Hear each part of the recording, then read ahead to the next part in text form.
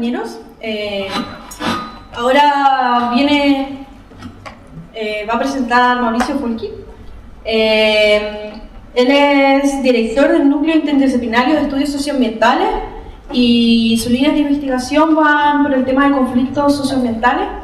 Y bueno, tenemos el agrado de tenerlo hoy aquí con nosotros para abordar esta otra dimensión que, si bien el profe Miguel Castillo mencionó que tenía sus efectos el fuego tanto en el medio ambiente como en la parte social, ahora vamos a profundizar mucho más en la parte social. Bueno, gracias. Muy bien. Gracias a los organizadores. Les felicito por la iniciativa. Es importante que los estudiantes hagan estas cosas. Primero porque los profes no lo harán. Y por lo tanto nadie lo hará. Y dos, creo que es muy bueno en su formación que vivan esta experiencia de organizar algo y aprendan toda la cuestión de la logística, la diplomacia y todo. Así que yo feliz de ayudarles, además feliz de venir a esta facultad y a esta carrera con la cual tengo un prejuicio bastante positivo. En los cursos que hago en la Facultad de Filosofía, un CFG y un diplomado, los alumnos que llegan de esta carrera suelen tener un desempeño brillante. Así que en verdad tengo este sesgo a creer que los estudiantes de Ingeniería de Recursos Naturales son los que mejor entienden las cosas que yo quiero plantear o la manera en que yo las quiero plantear por la formación que tienen. ¿No? Tienen una formación muy diversa ustedes.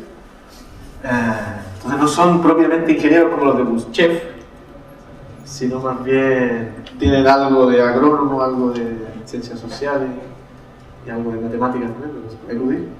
Y eso les da una formación muy integral que les permite tener un buen desempeño en este tipo de temas, que tienen esa particularidad, los temas ambientales. Son múltiples y hay que trabajarlos de esa manera, tratando de integrar múltiples miradas. Entonces, nada, tomé 20 segundos en pensarlo y aceptar, así que con todo gusto. Y decidí también venir antes para alcanzar a escuchar a Miguel, porque sobre este tema de los incendios, efectivamente ha habido mucho revuelo periodístico, como que la prensa se ha apoderado del tema. Y eso no ha sido del todo bueno, o sea, ha sido bueno porque lo ha puesto en el espacio público, pero lo ha planteado en unos términos que quizás no sean los más adecuados. O sea, se puso mucho énfasis en la cuestión del combate al fuego, en la ineficiencia o eficiencia del combate al fuego, la actuación de CONAF, el avión, todo eso, ¿no? Como que se farandulizó, una cosa que daba para un análisis mucho más profundo, tanto desde el punto de vista técnico, que es lo que hace Miguel, como desde un punto de vista territorial, que es lo que hago yo. O sea, aquí se quemaron unos territorios. Hubo un incendio espantoso en lo que nosotros llamamos un territorio, o sea, un espacio donde hay recursos, donde vive gente, donde hay una economía, donde hay relaciones sociales, donde hay relaciones de poder. Y hay una historia también. Un territorio tiene una historia, de hecho se constituye y se conforma a través de esto. Entonces, la mirada que yo tengo sobre el problema de los incendios es una mirada histórica, porque soy historiador, y una mirada que pone acento en lo social, que es algo que varias veces Miguel sugirió, ¿no? Que era una dimensión que había que tener presente. Hubiera sido bueno poder hacer un debate con Miguel, desgraciadamente no era el formato que estaba previsto, porque hay algunas cosas en las que yo discrepo con él. Y claro, seguramente las voy a decir, y él no va a estar aquí para poder contraargumentar. Es un poquito feo de mi parte discrepar con algo que no está presente, pero en fin, lo voy a tratar de hacer con cautela para no abusar del privilegio de estar solo. Bien, lo primero que hay que decir respecto de los incendios es que estos incendios, como bien mostró Miguel, ¿verdad? Esas son las primeras imágenes donde se veía que la cordillera de la costa tenía la mayor frecuencia de incendios. Se producen en territorios donde hace 40 años atrás no se producían. Y no se producían por la sencilla razón que no había bosques.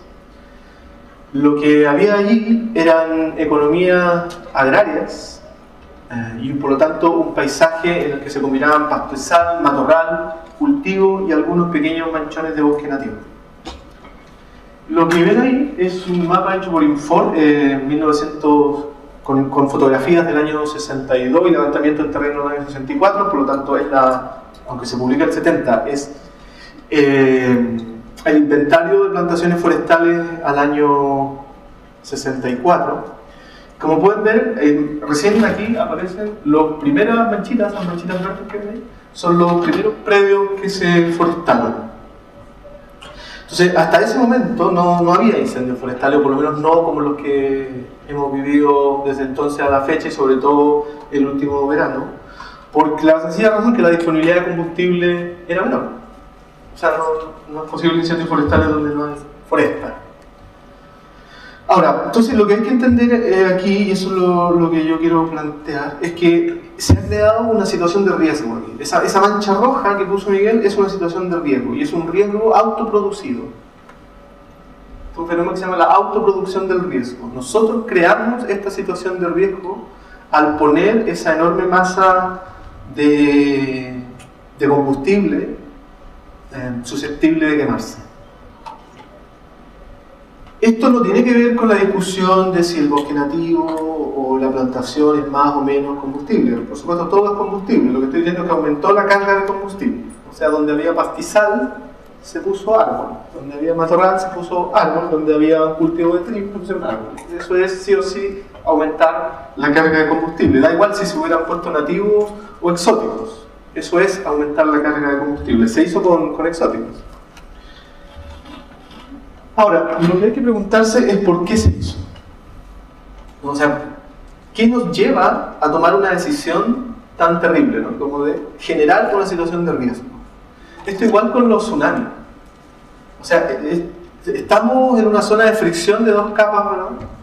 Y eso puede generar terremotos y esos terremotos pueden generar tsunamis. Y decidimos vivir en la zona del riesgo. O sea, esa exposición al riesgo, que es parte de la construcción del riesgo, son decisiones humanas, ¿no? ¿Por qué hacemos eso? Es como una estupidez hacerlo, pero lo hacemos. Somos capaces de hacer estupideces como esa y exponer a la gente a un tsunami, por lo tanto someterla a una situación de riesgo. Acá pasa algo semejante. ¿Por qué se hizo? Se hizo porque, como bien dijo Miguel, estos suelos, todos los suelos de la cordillera de la costa, habían sido ocupados indebidamente para la agricultura. Eso significa que se habían erosionado severamente. La agricultura, de verdad, no se puede practicar sin algún tipo de manejo, sin algún tipo de precaución en suelos con pendiente. Y aquí se hizo de esa manera. Durante 40, 60 años se hizo de esa manera. Se colonizó esa zona, se expandió la frontera agrícola hacia el Valle Central, hacia la cordillera de la costa, para producir fundamentalmente trigo y en menor medida para sembrar pastos para la crianza de animales. Al mismo tiempo se deforestó para obtener sobre todo carbón. Fue la principal actividad de deforestación del bosque nativo, del bosque esclerófilo y maulino de la cordillera de la costa. Entonces, en los años 50 se tomó conciencia de dos cosas. Uno, que ahí había un problema grave de erosión, y dos, que los bosques nativos, que habían sido esquilmados al mismo tiempo, no iban a durar mucho más y por lo tanto el país se iba a quedar sin materia prima, se iba a quedar sin madera, que hasta ese momento no había ocurrido porque teníamos los bosques nativos del sur. Pero estos ya se habían esquilmado, entonces ya no quedaba, se calculaba ahí que en 5 o 10 años más ya nos íbamos a quedar sin madera, y por lo tanto ahí se planteó esta doble solución. Si plantamos árboles en la zona erosionada, se cumple el doble propósito de proteger esos suelos que se están erosionando y al mismo tiempo generar una provisión de madera para la construcción de viviendas y también de celulosa para la industria que queríamos tener. En ese tiempo estaba lo que se llamaba el modelo de desarrollo ICI, de industrialización por sustitución de importaciones, y la idea era dejar de importar papel y celulosa y empezar a producirlo nosotros. Entonces, plantar árboles cumplía todos sus propósitos. Y por eso se hizo. Entonces, desde el año 39 que hay planes de forestación en la cordillera de la costa, y estos se incrementan en el año 64, se genera el gran plan de forestación del país, y se crea Infor, por ejemplo, el Instituto Forestal se crea ese mismo año. Esto con asesoría de la FAO y de expertos internacionales, y se crea un gran plan modelo de desarrollo forestal, con especies de rápido crecimiento, o sea, con pino y eucalipto. Entonces, el modelo forestal que tenemos hoy es una primera aclaración histórica, no lo inventó la dictadura, como a veces se dice, no lo inventó el decreto 701, sino que lo inventó el desarrollismo, que es el periodo anterior. De hecho, ellos en sus planes estaba forestar 5 millones de hectáreas al año 2000. Entre el año 64 y el 2000 se proyectaba forestar 5 millones de hectáreas. No todo con pino y eucalipto, pero en cierta parte del territorio sí con pino y eucalipto. ¿Y qué fue lo que pasó en la práctica? En la práctica no ocurrió exactamente lo que se planificó en el año 64, pero sí se forestó muchísimo. Ese es el avance de la forestación. Que en todo el país superamos los 3.500.000 hectáreas, y en esta zona específica de la cordillera de la costa, que es donde se produjeron los incendios este año, superamos los 2.500.000 hectáreas. Se forestó intensamente, sobre todo a partir del año 74, y esto la literatura lo dice, y es cierto, a partir del decreto ley 701, que fomenta la forestación privada. Y en este punto hay que señalar dos diferencias entre el modelo original y el modelo de forestación, o el modelo forestal de la dictadura. En primer lugar, el original se hizo como parte del plan de desarrollo agropecuario y forestal del país. O sea, los planificadores de los años 60 eran conscientes de que existían problemas, no solo la erosión era un problema, sino la pobreza de los campesinos y de los habitantes rurales. Y eso era consecuencia, entre otros factores, de la mala distribución de la tierra. Y también de la escasa tecnología incorporada a los procesos productivos. Entonces, en el año 64, ellos piensan un modelo completamente nuevo de desarrollo agropecuario, que supone varios cambios. Por ejemplo, reemplazar todas las praderas naturales por praderas artificiales, que generan más capacidad, más alimento y por lo tanto más capacidad de carga para la ganadería. 2, reforma agraria. Expropiar los grandes fondos, mal explotados, subexplotados, y otorgarle tierra a los campesinos en cantidad suficiente para que puedan mantener a su familia. 3, mejoras tecnológicas de riegos, fertilización, etc. Y 4, forestación. Entonces era un paquete de medidas que propendería a lo que hoy día llamaríamos el desarrollo rural. Entonces había ahí un modelo de desarrollo rural, no lo llamaban así, sino que lo llamaban de modernización agropecuaria, pero en realidad era un modelo de desarrollo rural, porque tenía un componente de preocupación social y de hacer algo de justicia social con los campesinos y los habitantes rurales. Entonces se creía que con reforma agraria, con mejoras técnicas, incluido el cambio de variedades de pasto, etc., y forestación, los habitantes rurales iban a disponer de una cantidad de recursos mayores que le iban a poder dar un sustento mejor y una calidad de vida mejor. Esa era la idea. Ahora, el plan hasta cierto punto fracasó. No se pudo forestar todo lo que se quería forestar. Y la reforma agraria tropezó. No se terminó a hacer. O sea, la reforma agraria se expropiaron el 100% de los predios que se querían expropiar y se reasignó menos del 30% de los predios expropiados. Entonces, muchos de esos predios, ¿verdad?, al final volvieron a manos del terrateniente o del empresario. En fin, todo ese proyecto, que era bastante bonito, fracasó en varios sentidos. Y en uno de los sentidos que fracasó en su rama forestal. ¿Por qué? Porque el 701 cambia la cuestión, cambia las reglas del juego. Ya esto no va a ser un proyecto del Estado, impulsado por el Estado no va a forestar, sino que van a ser los propios privados a través de este fuerte incentivo que es subsidiar el 75% de los costos de la forestación y el 0% de las utilidades de la forestación. Entonces es súper generoso el incentivo, que es parte del modelo neoliberal. O sea, si tú quieres que los privados hagan algo, tienes que darles un incentivo fuerte, y el Estado debe restarse de hacer cosas. En el modelo anterior el Estado tenía un instrumento, una institución que era COREF, que era la antecesora a CONAF, que era la encargada de forestar, y existían unas cosas que eran los convenios de forestación. Ellos se acercaban al propietario del predio, le decían: ya, nosotros forestamos, y cuando llegue la cosecha, la mitad de la facturación es para ti y la mitad va para el Estado. Entonces esos términos parecían que no fueron del todo ventajosos para los privados, que eran bastante ventajosos. Y se crea el 701, que es un modelo aún más ventajoso para los privados con ese efecto. Entonces, el efecto fue, así que no puedo saltar en el límite. El efecto fue que se forestó masivamente y que las grandes empresas forestales o interesadas en forestar le compraron los predios a los pequeños habitantes rurales, ¿verdad?, que obtenían una renta baja de su tierra y que no estaban en condiciones ni de entender ni aplicar ni sumarse al modelo forestal, porque son campesinos, no son ingenieros forestales, no era fácil volverlos forestales de un día para otro.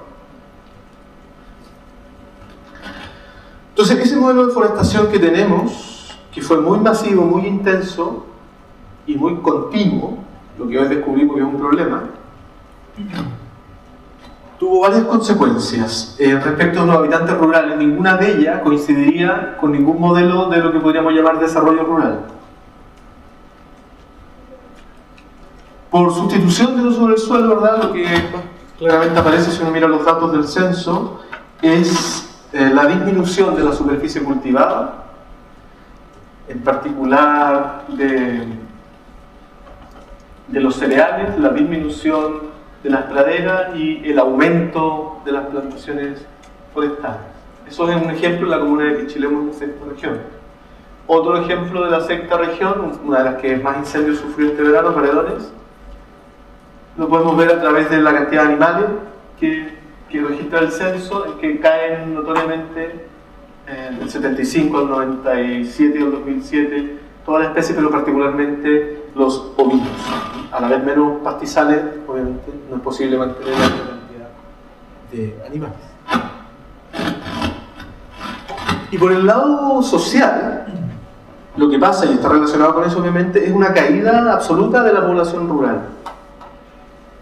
O sea, los habitantes, la población rural no se mantiene en los poblados rurales y se va.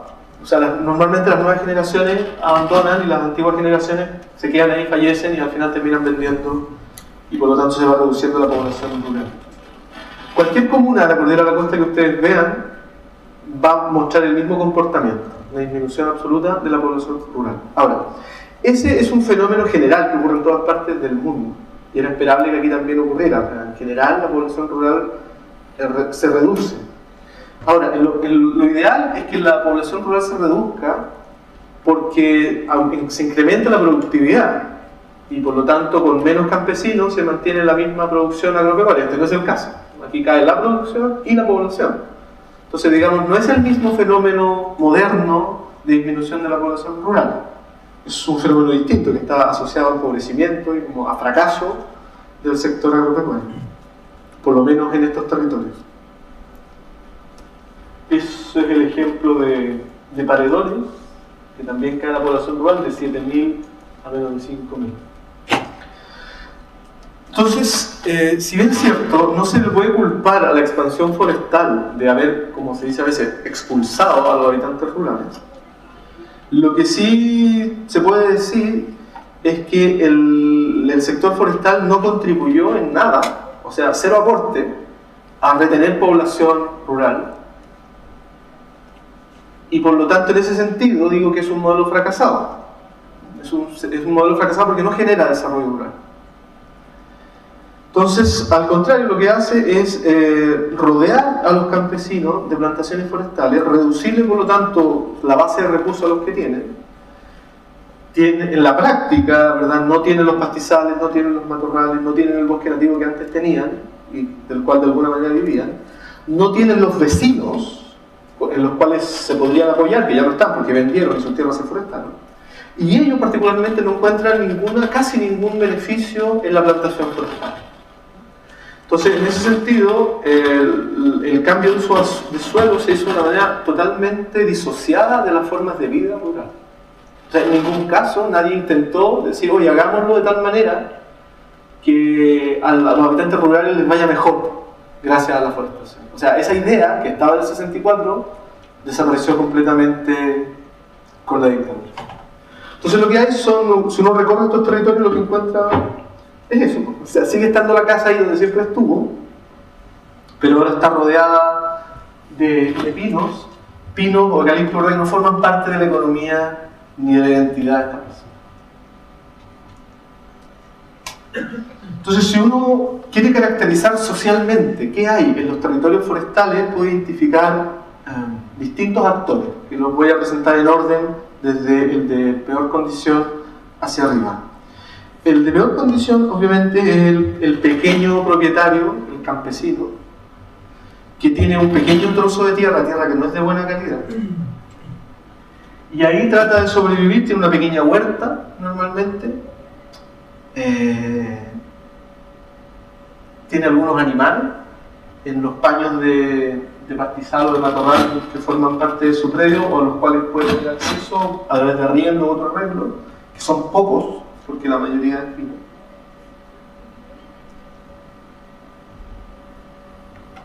Y con eso se consigue una renta mínima, ¿no? O sea, estamos hablando de gente pobre, bajo todo concepto, que logran sobrevivir ahí a pesar de la expansión forestal, que, como digo, no les genera prácticamente ningún beneficio. El único beneficio que les puede generar a veces es la provisión de leña, si es que esto está disponible. No es tan simple, ¿no? Tú puedes vivir al lado de una plantación y no poder ir a buscar madera, entre otras cosas porque no te pertenece. Y dos, la provisión de hongos, que es una actividad, un negocio que en algunas partes incrementa la renta de los pequeños propietarios. Ellos son la mayoría de la población rural. La mayoría de la población rural de los territorios forestados vive en esa condición. Algunos de ellos han forestado. Esto es importante señalarlo. Han forestado 50 hectáreas, 20 hectáreas, 30 hectáreas, 10 hectáreas, 5 hectáreas. Porque ellos son conscientes de que sus territorios, sobre todo los que tienen más pendientes, son malos. O sea, para la agricultura imposible y para la ganadería tampoco que sean demasiado buenos. Pueden meter ahí 2 animales como mucho por hectárea. Entonces, CONAF, y antes de CONAF, INDAP, y antes de INDAP, el FOSIS, llegaba a estos predios y les ofrecía a los pequeños productores forestarles una parte de su predio, gratis, con el 701 o con cualquier otro beneficio. Y los campesinos accedían, ¿no? Porque en realidad no tenían que incurrir en ningún gasto, se iba a forestar una parte y ellos lo vieron como un ahorro. O sea, lo que le explicaban al campesino es que, mira, amigo, usted no tiene que hacer nada, el bosque va a crecer solo y dentro de 10 años ya va a tener un valor y usted eventualmente lo podría vender. Y si se espera a los 25 años, incluso puede tener un altísimo valor. Entonces ellos lo vieron como un ahorro. Los campesinos no tienen ahorro, viven al día. No tienen cuenta de ahorro, no, eso es parte de su vida. Por lo tanto, la posibilidad de tener ahí algo que les dijeron que iba a valer 5 millones de pesos, que para ellos es mucha plata, obviamente accedieron. Entonces algunos de ellos efectivamente, sin saber nada de manejos forestales, ni tener ninguna cultura silvícola, tienen sus plantaciones ahí, y cuando están en un apuro, o cuando llega la vejez, viene algún operador, le dice, amigo, esos palos ya están buenos, y le ofrece un trato, y esa persona cosecha y se los lleva. Y el campesino recibe su dinero. Luego hay propietarios un poquito más grandes, serían medianos propietarios, que estos tienen una renta más alta y tienen normalmente las mejores tierras del secano costero o interior, y ahí tienen ganadería más extensiva, aunque tampoco es que ganen mucho dinero con eso, o plantaciones de trigo como ese caso. Entonces, el paisaje que uno ve es una mezcla de todavía cultivos, herbáceas y salpicadas de pino, o algunas producciones más intensivas y más modernas, podemos decir como pueden ser viñas, ¿no? Hay algunos empresarios, algunos viñateros que están ahí instalados, producen vid para vino y están en esa cadena de comercialización, y uno podría decir que tienen una renta bastante razonable.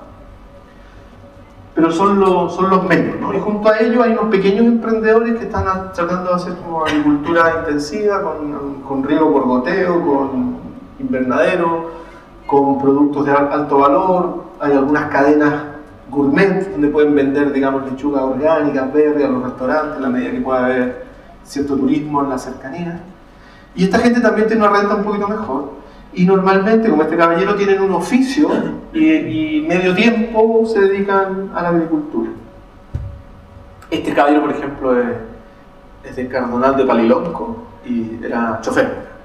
Era chofer de un colectivo y además tenía este cultivo. Y esto, por supuesto, con apoyo de INDAP, de Prodesal, que les ayuda a desarrollar. Luego está la economía forestal propiamente, que a su vez hay que dividirla en dos. Subiendo en esta escala de renta, ¿verdad?, estarían los pequeños empresarios forestales y todos los trabajadores de la cadena forestal. Hay territorios en los que es impresionante, tú recorres horas y horas y no ves nada, no ves ni un aserradero, no ves nada, o sea, no ves ningún eslabonamiento a la producción silvícola. Entonces, esta situación curiosamente es excepcional. O sea, ver aserraderos en los territorios forestales es una excepción, y cuando encuentras uno, normalmente es chiquitito, que da trabajo a 5 personas. ¿Cómo es? Entonces, eso obviamente hay una gradiente. Están los aserraderos más chiquititos, los aserraderos más grandes, y los pequeños propietarios que son muy pequeñitos, que se dedican a la madera, y otros que son un poco más grandes, que también se dedican a la madera, ¿no? Pero ahí hay otro segmento, que es gente que se ha apuntado al modelo de desarrollo forestal y que tiene una renta desde razonable hasta bastante razonable. Pero de nuevo es un segmento bastante pequeño de la población. Y por encima de la pirámide, de verdad, están las grandes empresas forestales.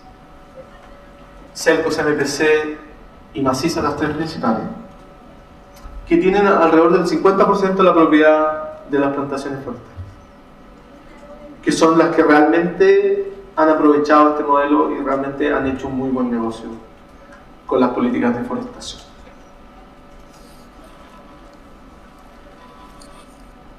Entonces, volviendo a hacer el contrapunto con la idea original, la idea original contempló, por ejemplo, a propósito de este curso, hacer un manejo silvopecuario de los territorios. Y no era tan difícil, simplemente había que forestar con menos densidad, dejar que entrara la luz, y podíamos combinar silvicultura con ganadería y agricultura. Y eso hubiera sido, primero, sería un paisaje de mosaico, como el que ahora parece que queremos tener, y dos, hubiera sido una base de recursos para mantener las formas de vida campesinas y permitir el desarrollo rural. Pero esta imagen es muy raro verla. Es muy raro ver animales en el bosque, porque no hay hierba abajo. Y si la hubiera, no hay permiso, porque el propietario no tiene el negocio ganadero, ni le interesa hacer tratos con los vecinos, ¿no? Su rubro es el forestal y punto. Entonces, el paisaje que hay, el monocultivo forestal, no es solo una cuestión ecológica de que haya solo una especie, sino que hay como una sola forma de vida y que no está integrada con las formas de vida tradicionales. Entonces, al final, la expansión forestal como le negó el derecho al desarrollo a los habitantes que estaban ahí desde siempre, o a la mayor parte de ellos, y a cambio de eso los puso en una situación de riesgo. Entonces, estas personas no le deben nada, literalmente, no le deben nada al modelo forestal, y el modelo forestal los tiene en esa situación de riesgo.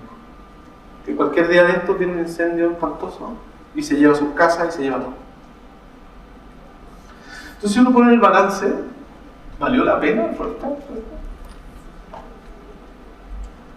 Sí, porque protegimos el suelo. Ya, ¿y esa era la única manera de proteger el suelo? ¿No había otra? En realidad cualquiera, ¿no? O sea, cualquier cubierta vegetacional hubiera protegido el suelo. A veces eso de proteger el suelo yo creo que es más una justificación, un eslogan, que un objetivo genuino, ¿no? Porque si quisieran proteger el suelo no harían tal raza para cosechar, pero hacen tal raza.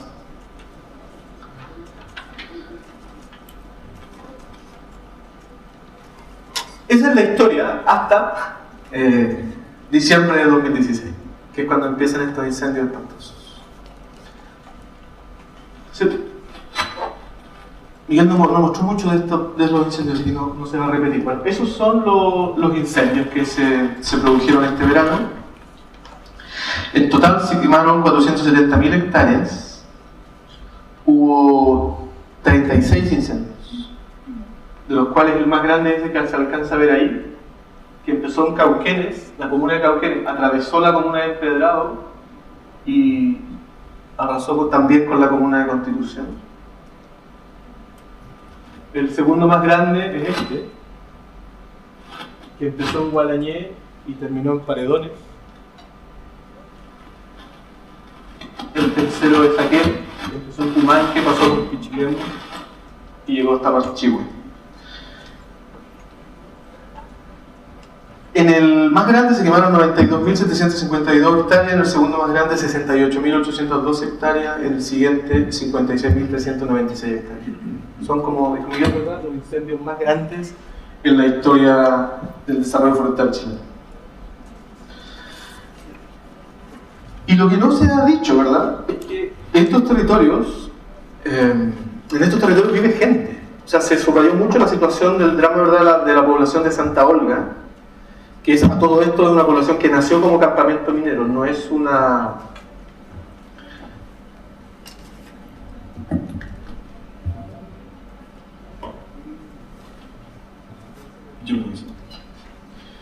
No es un poblado tradicional, no es la paradoja de Santa Olga. O sea, el único poblado que tenía algo que agradecerle al desarrollo forestal se quemó. Esos puntos son las entidades de población. O sea, ahí es donde vivían antes de la forestación y siguen viviendo los habitantes rurales. Y la mancha naranja es el incendio. Si a uno de esos puntos le pone un valor de densidad por cantidad de viviendas, puede ver que hay zonas que están más pobladas que otras, ¿verdad?, pero hay zonas que están muy pobladas y que se quemaron. O sea que hay muchas casas y esas casas tienen familias y personas que viven en ese lugar y de ese entorno. Entonces lo que se quemó no es solo combustible, sino que se quemó el lugar donde viven las personas. El lugar donde estas personas, con mucho esfuerzo, han conseguido reproducir sus formas de vida a pesar de la expansión forestal sin que ésta les dé nada. Entonces, porque en estos lugares, efectivamente, el 30% de la superficie es forestal, o puede ser incluso más, pero no el 100%. ¿Eso qué significa? Que hay pequeñas manchas, naranjas en este caso, o rojas, que tienen matorral, que tienen pastizal, que es lo que sustenta todavía unas formas de vida, aunque muy humildes, pero las sustenta. Bueno, esas coberturas también se quemaron. Entonces no es cuestión de a quién tiene la culpa, ¿no? Si las plantaciones, el bosque nativo, quién tiene la culpa. Al final lo que se termina quemando es el medio de sustento de estas personas. O sea, se les queman sus matorrales, sus pastizales, sus cultivos, sus plantaciones frutícolas, por ejemplo. Y este es el otro, el siguiente gran incendio, por lo tanto el más grande, donde se puede ver Cauquenes acá abajo, Empedrado y Constitución. Fíjense por favor en Empedrado. Eso es Empedrado. Esa es la comuna de Empedrado. Todos los rojos es el incendio. A Empedrado se le quemó el 92% de su superficie. A Constitución, que es la comuna que sigue hacia arriba, el 52% de superficie.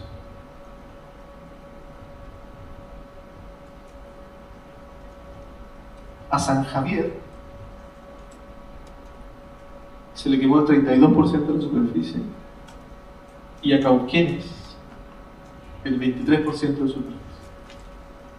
Y cada puntito es un lugar donde vive gente, es una entidad de población. Y eso es si coloreamos esto por la densidad de población de esos mismos puntos. Y si miramos la cobertura, de nuevo, todo lo naranjo es matorral, los rojos son praderas. Las plantaciones están o en fucsia o en morado. En Empedrado, que se le quemó el 92% de la superficie, la mayor parte efectivamente de la comuna y de lo que quemamos es plantación de pino. Pero todavía quedan unos pañitos de bosque nativo, unos pañitos de matorral, unos pañitos de superficie agrícola que también se queman.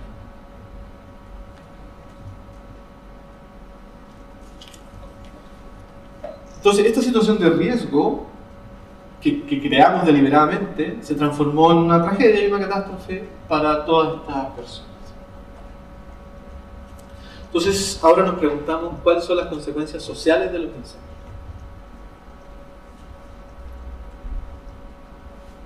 Y aquí hay que de nuevo segmentar por los mismos grupos, dependiendo cuál sea tu condición.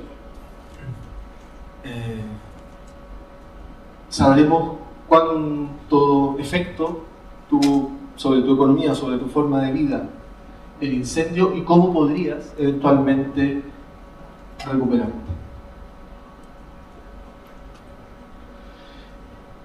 Antes he dicho, ¿verdad?, que las grandes empresas forestales, que son las grandes beneficiarias del modelo, tienen más o menos el 50% de la superficie plantable les pertenece. Eso significa que el otro 50% le pertenece a otros. ¿Y quiénes son los otros? Son medianos, pequeños o muy pequeños propietarios forestales.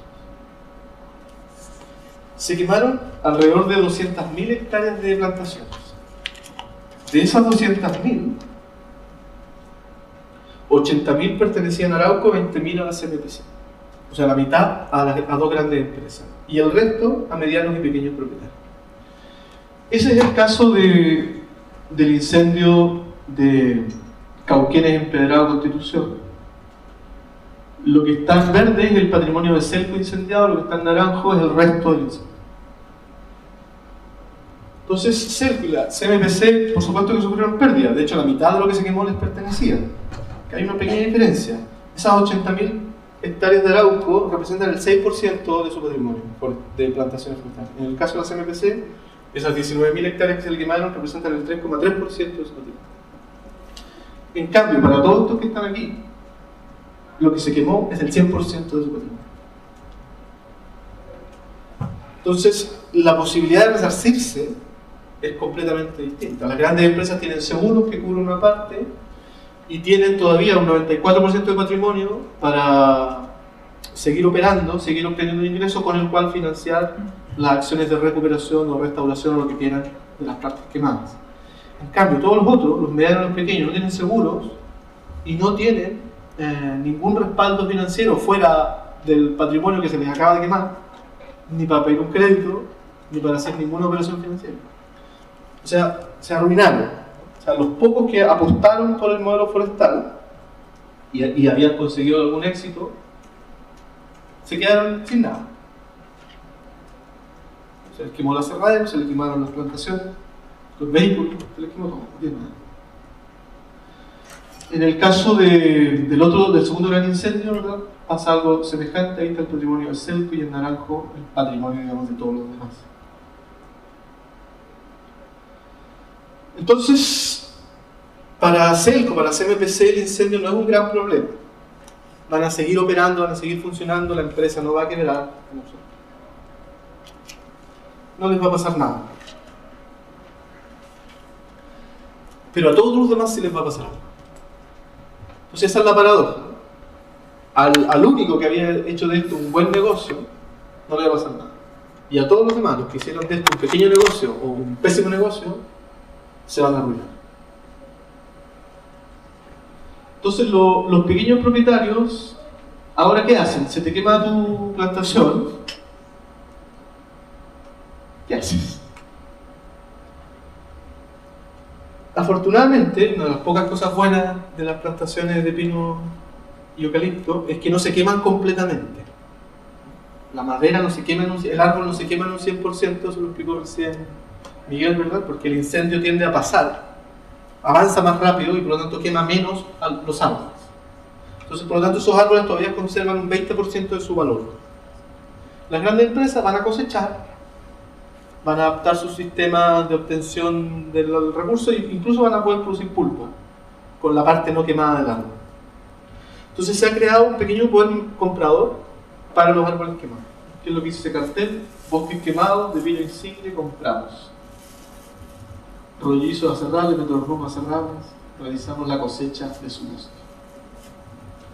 Entonces ahí lo que le están ofreciendo es hacer la cosecha, porque estos propietarios no tienen un peso, no pueden contratar una cuadrilla para que vaya a hacer la cosecha.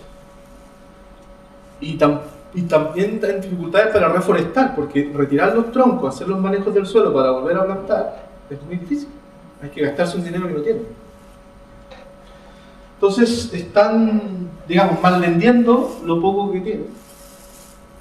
Y si están en tan malas condiciones, el comprador no les va a interesar comprar ese material y se van a quedar ahí con los palos quemados, sin poder hacer nada con eso, y quizás van a terminar vendiendo la tierra al final.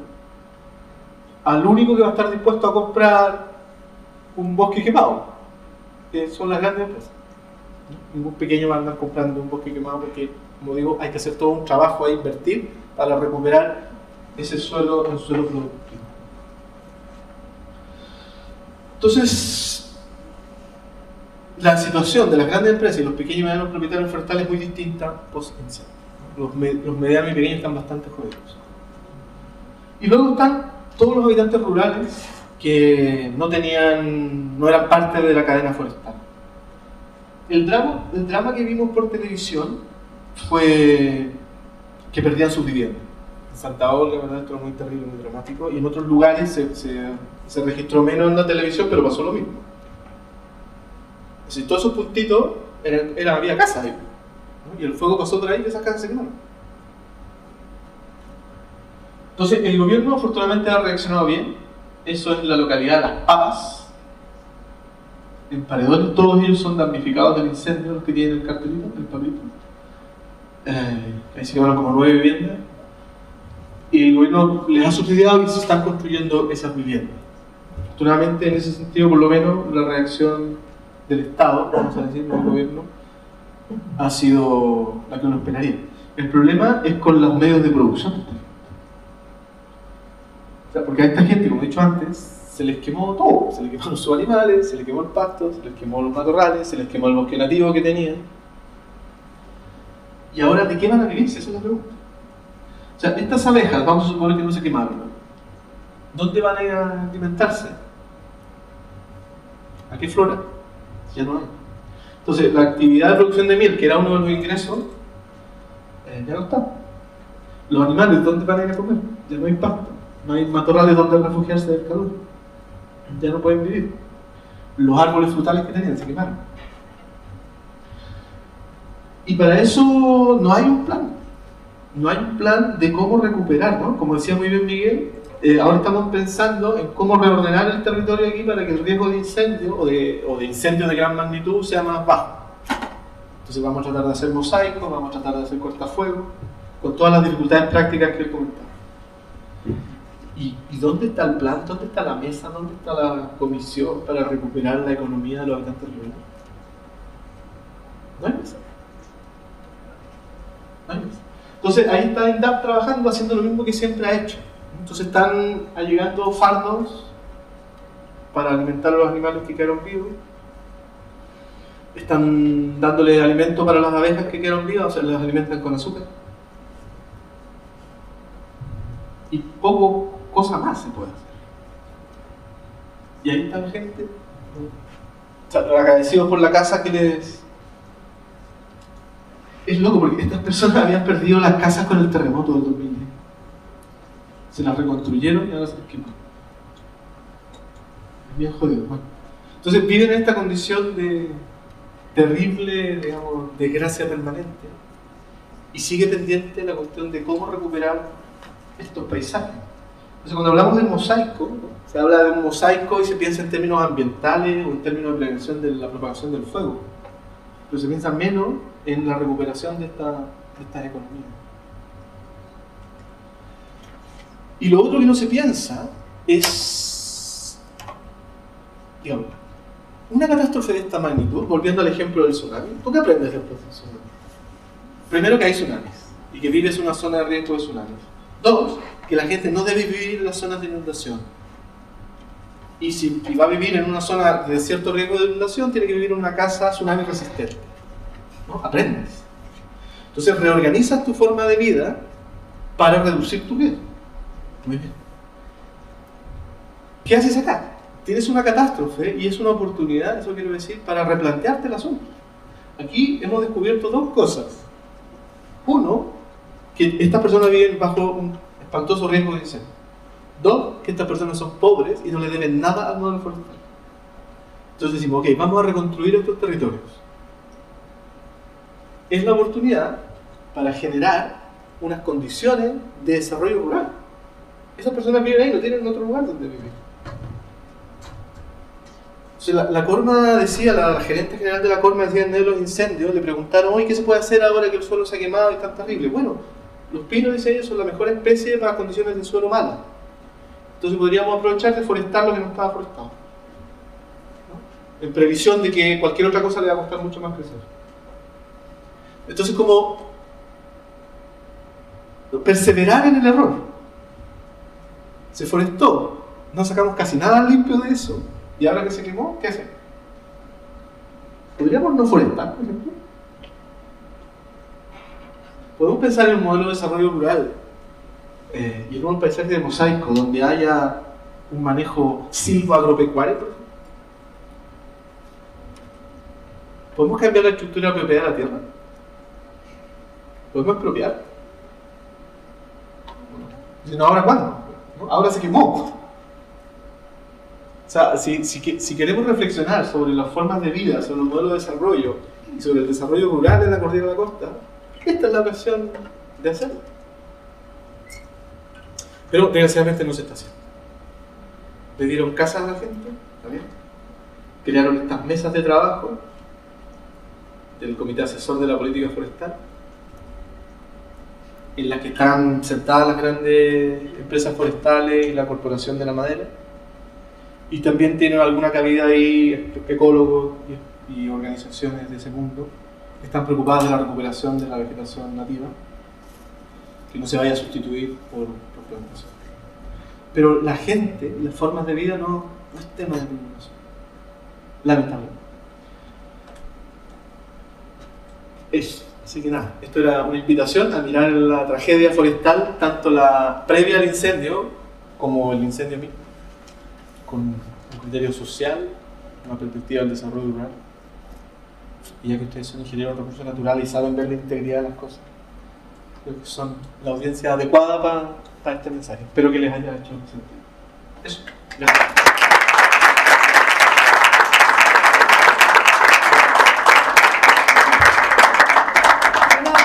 Los invito a realizar las preguntas.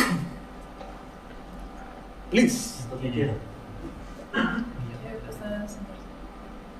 No, ahora que tengo este micrófono me siento mal bien. ¿Sí? Mauricio, yo soy Jaime Rodríguez, soy agrónomo y me he dedicado toda mi vida a la agroecología. Miento, inicialmente hice clases forestal en otra área, en manejo de áreas silvestres y me dedico a la agroecología y a la agricultura orgánica. Allí tenemos un modelo de desarrollo absolutamente distinto al que tú nos diste a conocer, y ahora sería la oportunidad de desarrollar en estas áreas donde hay que recuperar primero el lugar y posteriormente crear opciones de vida para la gente. Hay algo que quiero hacer énfasis en general. Te felicito por la exposición, porque tú además dejaste un mensaje subyacente. El que quiere mirar debajo del agua lo puede hacer. Aquí lo que ha fracasado rotundamente es el modelo. Y desde que partió la dictadura militar, el sistema fue favorecer a quienes podían hacer uso de la bonificación forestal, que es el 75% del costo total de la plantación.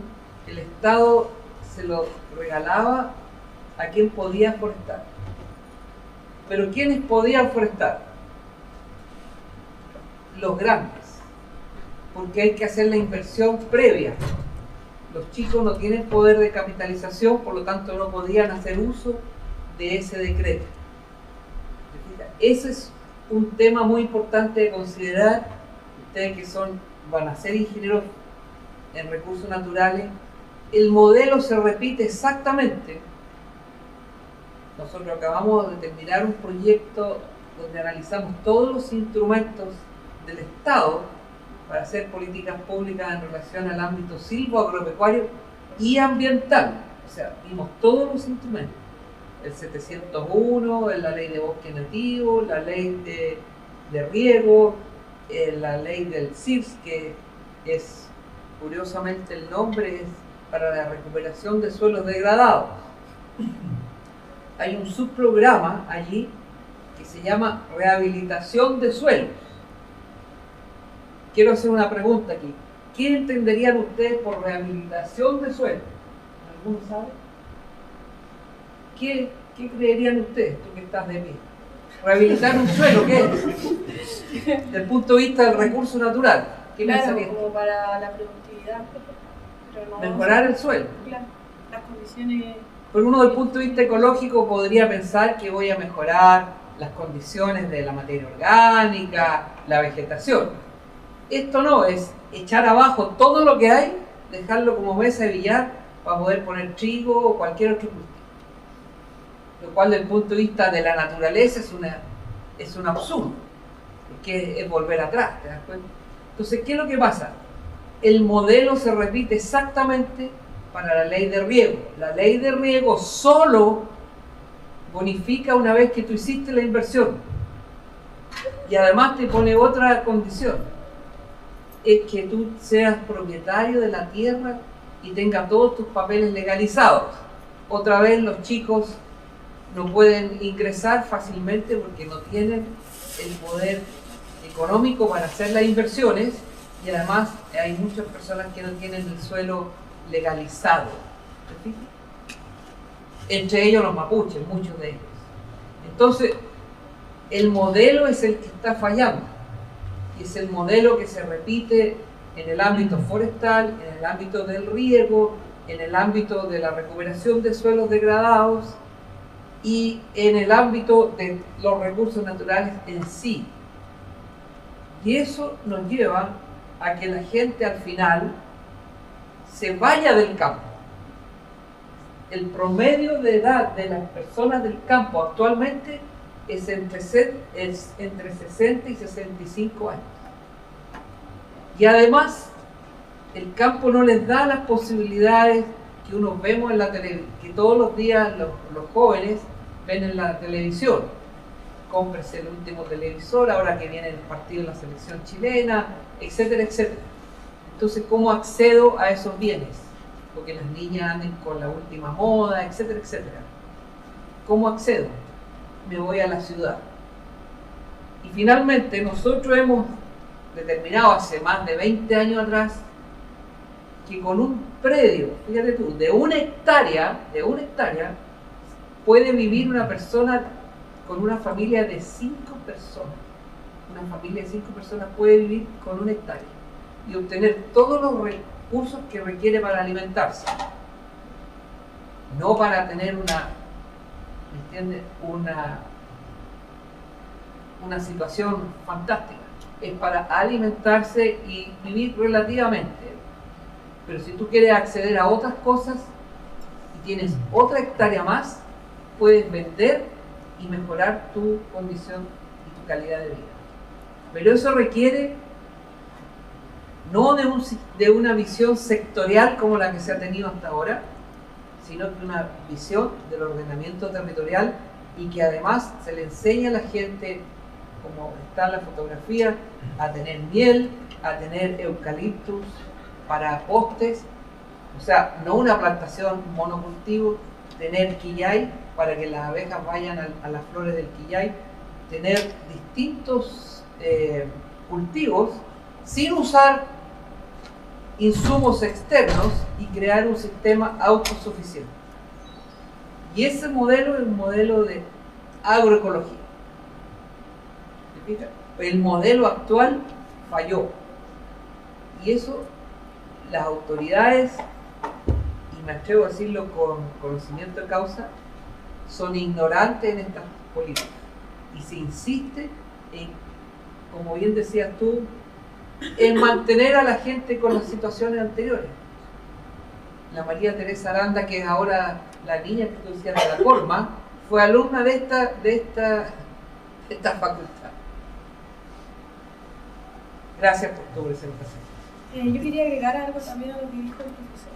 Que como últimamente he pensado que, bueno, y en las clases también de SAP, que todo como la degradación de los recursos que existe, tanto suelo, agua o la utilización de estos para ya sea la forestal o la agrícola, se han degradado producto de que todas las políticas que se han hecho apuntadas a cambiar o mejorar un modelo o producir un modelo nuevo no cubren la parte en la que nos acercamos a la gente y les enseñamos cómo son las prácticas. No estoy diciendo que se desprecie el conocimiento del campesino, sino que muchas veces en las exposiciones se dice sí, pero igual lo hacen así. O sea, igual siguen haciendo estas prácticas aunque no es lo adecuado. Se sobrefertiliza aunque no se necesite, pero existe tanta el desconocimiento que se hace.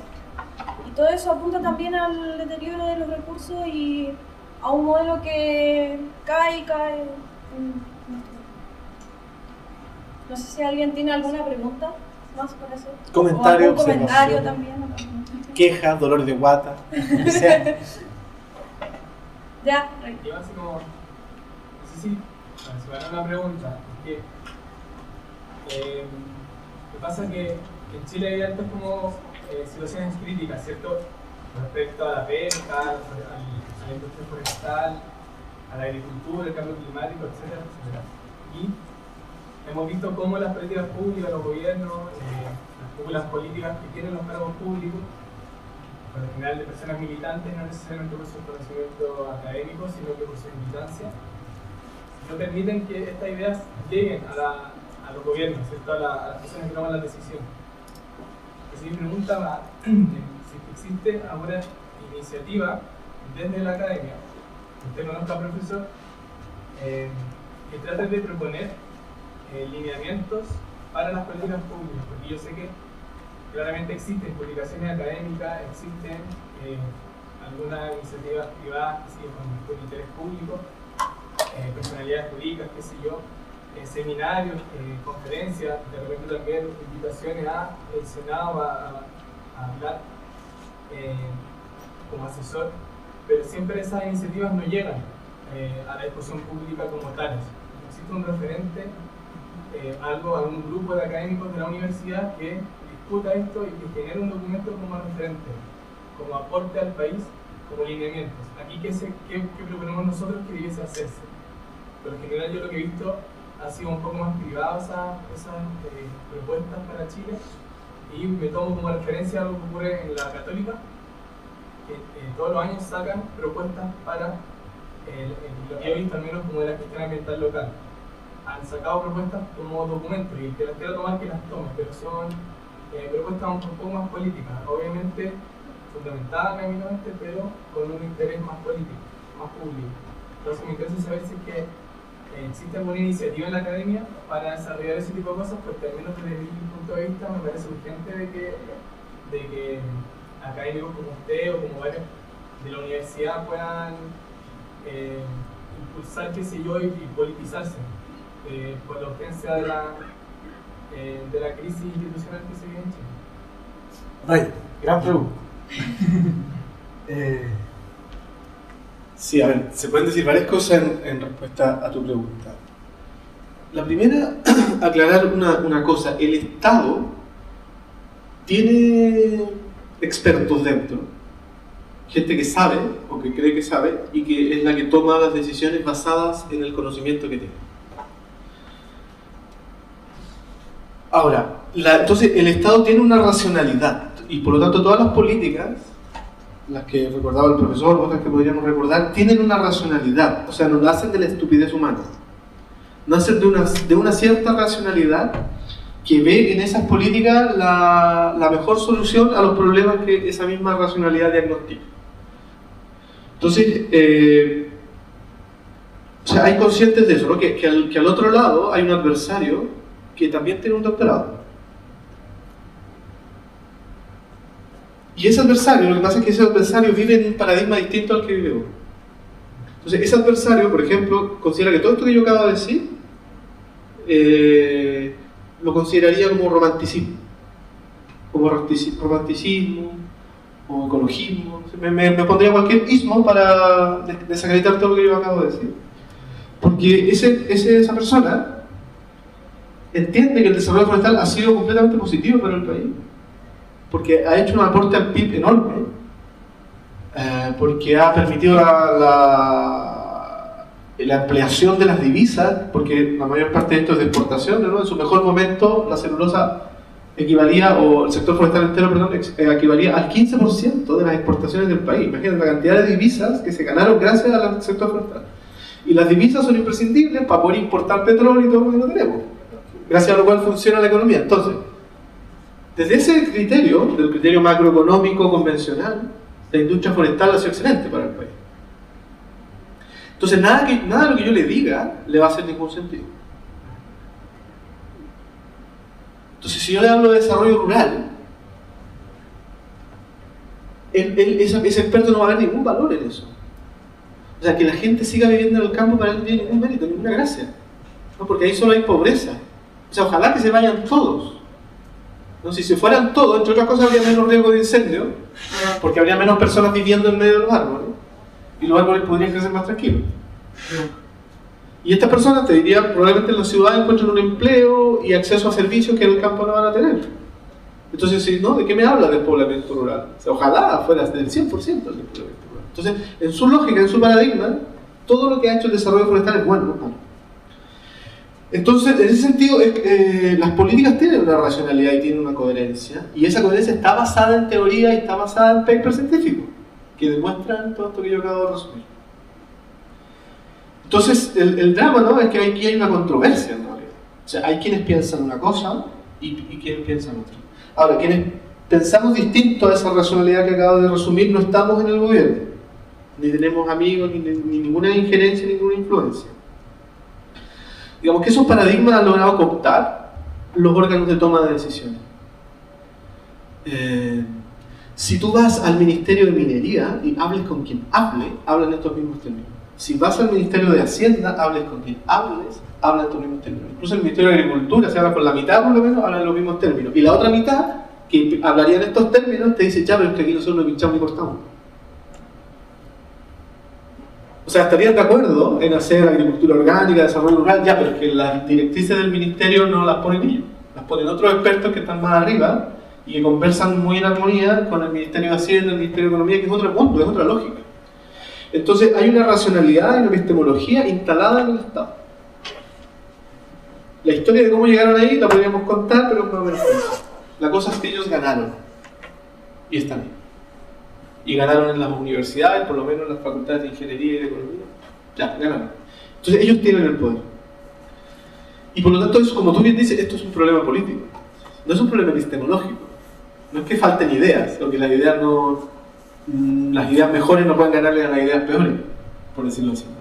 Es un problema político.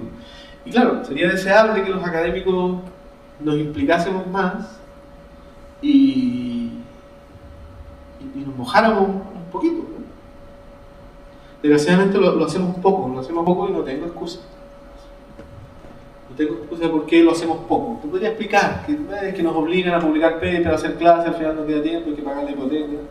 Entonces cada uno tiene muy poco tiempo para implicarse con la sociedad civil y ayudar, y contribuir, y escribir cartas al diario, que además no van a publicar si vienen de esta idea. Pero serían excusas. Siempre podemos hacer algo más. Pero no solo los académicos, yo creo que tienen que politizarse. Todo el mundo debería politizarse. Eso es sano en una democracia. Mientras más ciudadanos haya, y más discrepancia haya, y más deliberación y participación haya, mejor. O sea, ahí la posibilidad de que las ideas mejores le ganen a las peores son mayores que en la situación actual. Ahora, desgraciadamente la universidad lo hace poco. A veces hay iniciativas, uno se apunta, pero que somos torpes, además no sabemos hacerlo, ¿no? Porque no nos sabemos manejar muy bien en esas aguas. Entonces creemos que como tenemos la razón, algún día alguien nos va a escuchar, se va a iluminar y va a hacer lo que nosotros le digamos. Eso no pasa jamás, ¿no? Porque los tomadores de decisiones o piensan completamente distinto o están atrapados en unos equilibrios de poder que piensan distinto.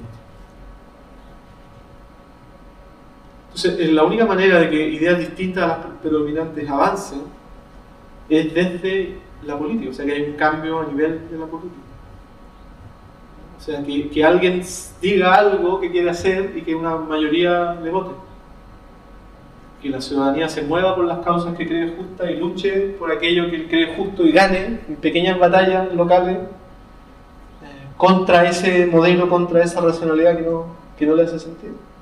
Entonces yo diría que eso es una tarea pendiente para los académicos, para los estudiantes, menos, ¿no? Están bien politizados en general, pero para la ciudadanía en general. No es por falta de conocimiento que esto está como está.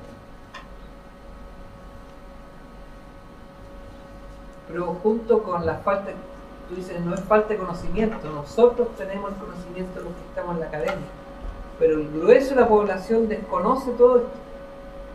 Y por eso que, digámoslo derechamente, en muchas regiones, y donde hay mucha pobreza también, ganan las elecciones ¿quiénes? Los de derecha, porque ellos ofrecen dádivas a la gente pobre. Entonces la gente pobre dice, yo voy a seguir siendo pobre, voto por este señor porque voy a lograr algo. Incluso no tiene conciencia de que puede lograr eso, pero puede votar en contra, porque el voto no se lo va a ver nadie. ¿Te das cuenta? Entonces, mucha gente sigue votando por la gente de derecha, fundamentalmente por ignorancia del sistema y porque le cree a los que van a vender cuentos. Pero en realidad esto ha sido hoy en día estamos viendo que la destrucción de los recursos naturales, tanto renovables como no renovables, es porque el sistema ha llevado a eso, no es porque las cosas se dan por sí solas. Fíjense ustedes, les doy un dato. Tanto la derecha como el centro y la izquierda del país estuvieron de acuerdo y el cobre entero se nacionalizó. Ustedes todavía no nacían, pero el cobre era de todos los chilenos, llegó a ser de todos los chilenos. Vino el golpe militar y se cambió eso. Actualmente Codelco es dueño de 1/3 del cobre. Con el precio que tuvo el cobre hace 4 o 5 años atrás, todos tendríamos una situación mejor, todos. Tal vez estaríamos más llenos de extranjeros, pero la situación del país no estaría como está ahora. Y esta situación además es artificial. Entonces, la gente se deja llevar muchas veces por los titulares de los diarios, pero pregúntense ustedes mismos, ¿cuántos de ustedes leen lo que realmente es la noticia? La mayoría lee el titular y nada más. Y en el campo la gente lee menos.